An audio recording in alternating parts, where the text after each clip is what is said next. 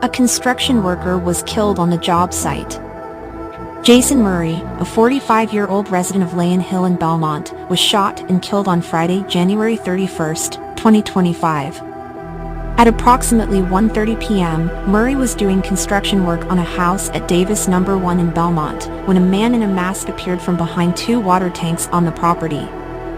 Murray died from his injuries after the man unexpectedly pulled out his gun and shot him multiple times in the upper torso. Heading west, the suspect fled the area on foot. Officers from the Port of Spain Division Task Force responded when residents reported hearing gunshots. Investigations are ongoing.